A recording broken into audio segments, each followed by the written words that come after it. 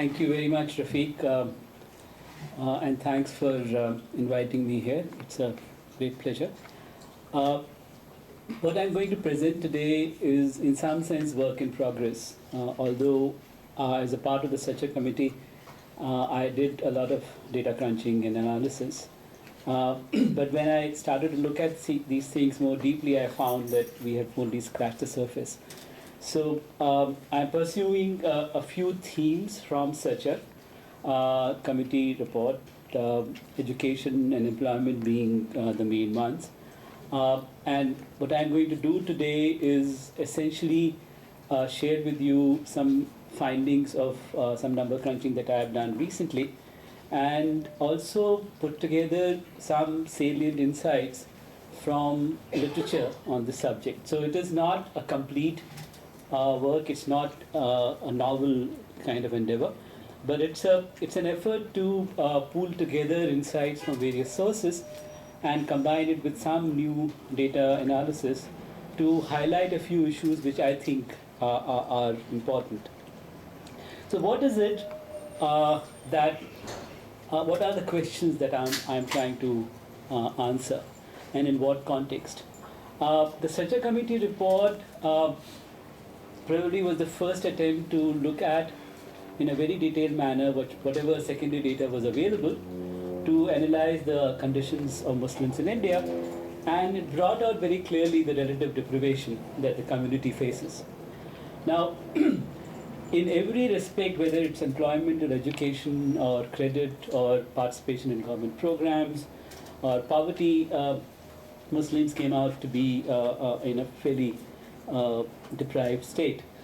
So the question that I'm asking following that, I mean, we looked at some of the reasons why the conditions of Muslims are what they are, but in the Sachar Committee we were not able to analyze the determinants or correlates of these conditions in very great detail, although an effort was made in that direction. So what I'm trying to do is to explore the factors or the reasons why the conditions of Muslims in the space of employment and education is so poor. Now, a variety of explanations have been put forward. It's because of poor endowments, whether it's because of discrimination, either a perception of discrimination or actual discrimination or lack of opportunities. People have spoken about the behavioral patterns of Muslims, their attitudes towards employment and education. People have talked about lack of availability of schools and jobs, the supply side issues, and so on. So whatever material is available on these factors, I've tried to pull that together. It does not come up with a very consistent pattern, as we'll see, but it does give rise to a few questions which we need to explore as we move forward. Now, the other related question is that when you are analyzing issues of education and employment for any community, one needs to figure out what are the links. Are there links that one needs to understand and explore? And finally, given the conditions, what kinds of policy options one can focus on moving forward, knowing what has happened to other policy instruments that have been used so far. So broadly, these are the questions I am grappling with, and hopefully by the end of our discussion today, we will have some direction in which one can move. So what is it that one is arguing? And I hope some of that will come through as I share with you the details of the analysis. So what I will eventually suggest that the correlates of Muslim participation in employment and education is a very complex and multidimensional phenomenon where perceptions about discrimination interact in a complex manner with endowments of the community, the opportunities they get for jobs and for education, and the attitude they have towards the kind of work they would like to do, as well as the kind of education they would have. So it's a very complex phenomenon, and it's very difficult to analyze. And as I move forward, I will try and share with you the complexities of these linkages and how these different factors come together to affect participation of Muslims in education and employment. And the other analytical thing which I want to argue is that it is always useful to look at the problems of the Muslims in a comparative perspective. And it is easier said than done, because not only you have problems with data, you also have this issue of who should we compare Muslims with. And Sachar Committee suggested some mechanisms, and I'll share that with you, and I've used the same kind of framework to look at some new numbers that I'll share with you today. And the other argument that I'm trying to put forward, although I'm not absolutely sure how policy instruments can take care of this, but I'm reasonably convinced that whatever policy intervention one needs to have for improving the conditions of Muslims in the space of employment and education, one needs to somehow understand and explore and appreciate the links between participation of Muslims in different spaces, whether it is education, work, politics, and social kind of spaces. And one needs to understand how these participation in different spaces interacts and affects participation in each space. At the same time, the policy instrument will need to address fairly squarely the issues of security, identity, and equity which the Muslims face simultaneously. It's not that the community faces all these three together, and one needs to understand how to address these together. And finally, I will suggest a few policy options which are not based on quotas or reservations, which to my mind are going to be more effective moving forward and maybe politically more feasible. So that's so analytically I'm talking about how endowments and opportunities and attitudes interact to give you some idea of how participation in education and employment happens. And policy-wise, I'm trying to argue that one needs to understand interaction across spaces and look at non-quota based affirmative action policies. So with that background, let me start with a suggestion that given the availability of data, the question of who do we compare Muslims with automatically gets decided because we don't have anything else to use. So if you have only national sample survey data to use, you have either compare across religions, that is, you say other minorities versus Muslims versus Hindus, or you create categories which combine caste and religion. So the national sample survey data asks this question about the religion of the responding household, and also about the caste background. And the Sachar Committee combined these two responses to create categories which we call socio-religious categories, which combine combine religion and caste categories. Now, interestingly, in Muslims, where there is no caste in theory, a large number of them reported themselves as scheduled castes and other backward classes. So therefore, we have categorized Muslim OBC as those who have reported themselves to be Muslims in terms of religion, and SCs or other backward class in terms of caste. So these are the categories that we have created, and the reason why we think it is important to analyze the conditions of Muslims, and you have two categories of Muslims here: Muslim other backward classes, which includes Muslims who have reported themselves as scheduled castes, and the remaining category which we call Muslim general. And these two categories are to be compared with other categories which are combinations of Hindu and other caste categories and other minorities. So you have, in the other minorities, you have Jains and Sikhs and Parsis. So these are the other categories. So this we thought was an interesting kind of comparative categorization which will give you a better sense of the relative conditions of Muslims in India. Now, one of the problems with this data is that it is self-reported. If the household reports that I belong to other backward classes, that's how it is documented. There's no, unlike in the census, there's no list which the invigilators or investigators go with, so they can't really cross-check. So, but apart from those reporting errors, this is the best we have, and that's what has been analyzed not only by the Sachar Committee, but by many other scholars whose work I will be summarizing for you. One caveat, I didn't want to clutter the slides, so I've taken the liberty of not putting the references in the slides, and the references are there in the papers, so I'm not doing any copyright violations, hopefully. So that's the. So let me start with perceptions. Now, when we were meeting people as a part of the Sachar Committee, we met thousands of people across the country and talked about what they perceive to be the situation that they are faced with. And they talked about a variety of problems that they faced, which was summarized in a chapter in the Sachar Committee report. But ultimately what came out from that discussion was that the community, the Muslim community, feels that there is an identity-based discrimination which reduces access, enhances inequity, and or adds to insecurity. So that was the sum and substance of what we found from our discussion in the Sachar Committee report. Now, if you go into the details of what they were saying that Muslims are the only community in the country which carries a double burden. They are seen as anti-nationals, and they are also seen as a group which is being appeased by the ruling parties, particularly when Congress or the UPA is in power.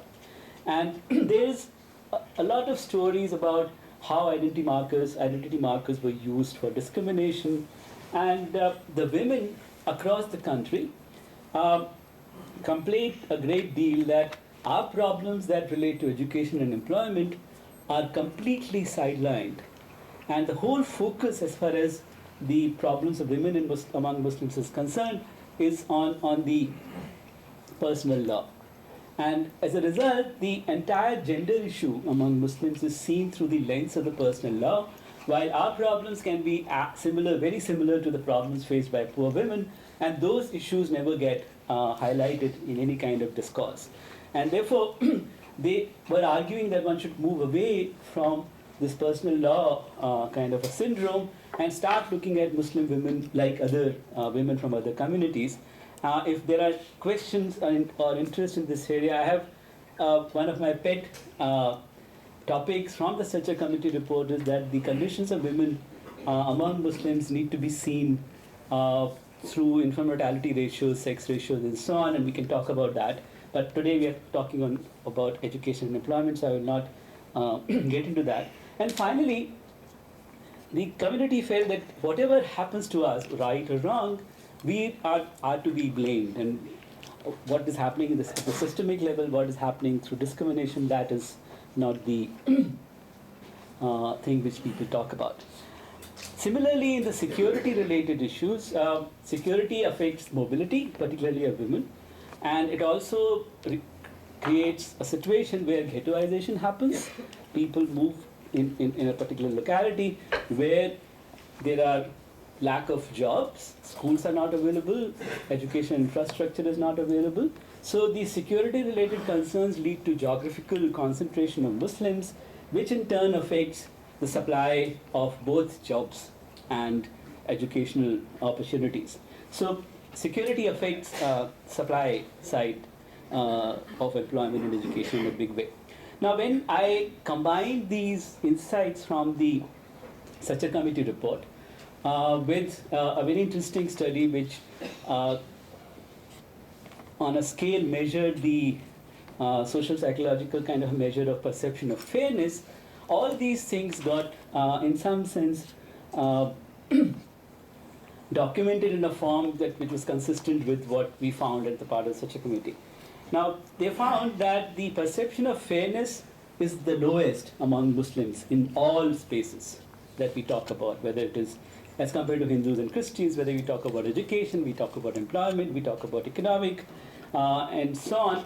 And the fairness score, the perception of fairness, is particularly low for education and employment spaces by Muslims. So when the reported perceptions were much lower for Muslims as compared to Christians and Hindus. The only space where Muslims and Christians, as the two main minorities in the country, were together were perceptions about their political participation. I don't know what Mr. Wajahadullah spoke on this issue, but they found in their survey that both Christians and Muslims find themselves discriminated against as far as political participation is concerned. But in other spaces, education, employment, economic, and so on, Muslims are seen or reporting themselves to be way down in terms of fairness. Now, so you start with this idea that the community feels discriminated against. It feels that they have been treated unfairly. It feels that there's no point in getting educated because you won't get jobs. It feels that schools are not available. It feels that there are security issues. They have to stay in particular localities where supply of schools is not available, jobs are not easy to get.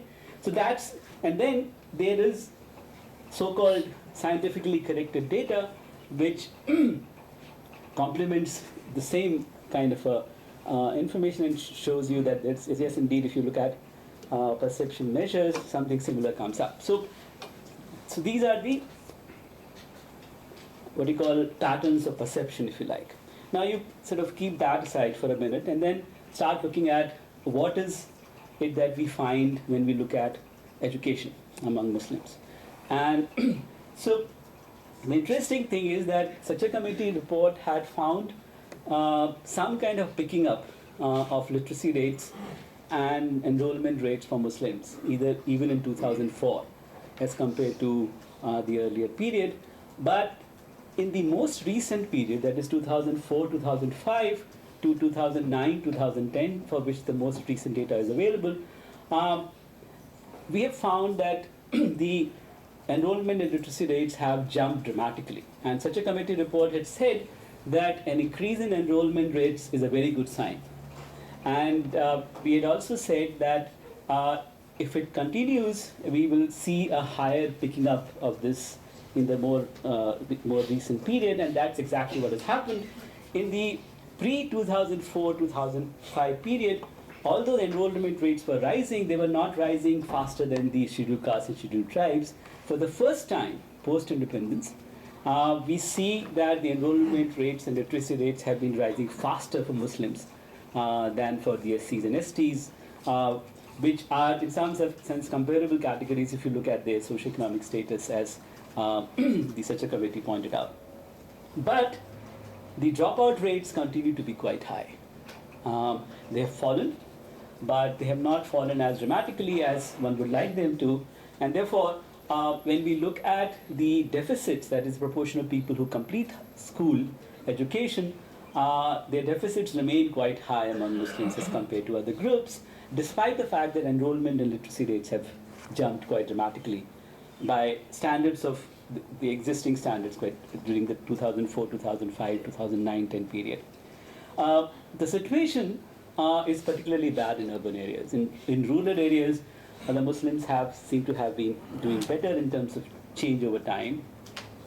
And the idea, which, I mean, this was the first time it got highlighted in the Sachar Committee report, that madrasas are not a very important entity as far as regular education is concerned for Muslims. Only 4% of the school-going children were actually going to madrasas. For religious education, yes, a larger proportion of people were going there, but for the what we call dunyavi talim, very small proportion of the school-going children were actually going to madrasas.